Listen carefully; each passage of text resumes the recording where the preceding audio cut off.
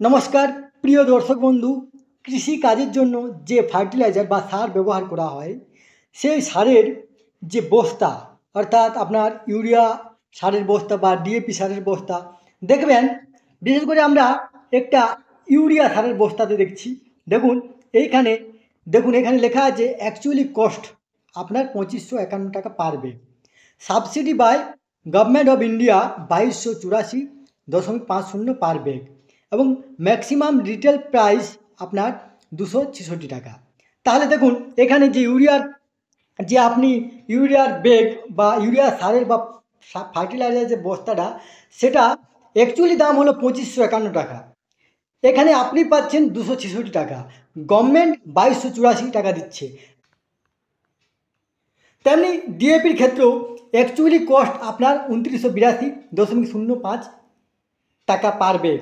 Government of India subsidy 1632.05 per bag.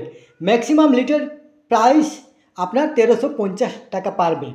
এরপর প্রায় অনেকেরই প্রশ্ন হয় যে কেন এত দাম, কেন একটা 2500 টাকার ব্যাগ আমরা পাচ্ছি 266 টাকায় এবং সরকার কেন 2284 টাকা ভর্তুকি দিচ্ছে। তাহলে আমরা আসুন এটা নিয়ে আলোচনা করব।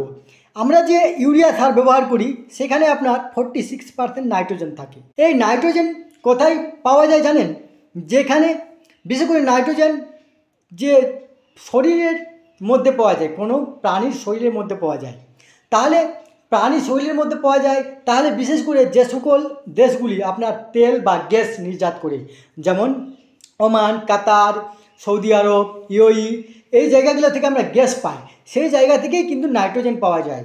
সেই জায়গা থেকে আমাদেরকে আমদানি করতে হয়। তাহলে ভারতের সারের যে সার তৈরি করার জন্য নাইট্রোজেন সবথেকে বেশি কাতার, ওমান, আপনার সৌদি আরব, ইউএই থেকে আমদানি করা হয়। সেই নাইট্রোজেন দিয়ে সার প্রস্তুত করা হয়। তার ফলে এতটা একটা ব্যাগে আপনার প্রায় 2500-3000 টাকা পড়ে, যে কৃষিকাজের জন্য আপনাকে সরকার 250 টাকার মধ্যে দিচ্ছে। এই কারণেই সেখানে অ্যাকচুয়ালি দাম লেখা থাকে, সাবসিডি লেখা থাকে গভর্নমেন্টের, এবং আপনার কাছে সেই দামে পৌঁছাচ্ছে। এই তথ্যটি আপনার সাথে শেয়ার করলাম। সুস্থ থাকবেন, ভালো থাকবেন, ধন্যবাদ।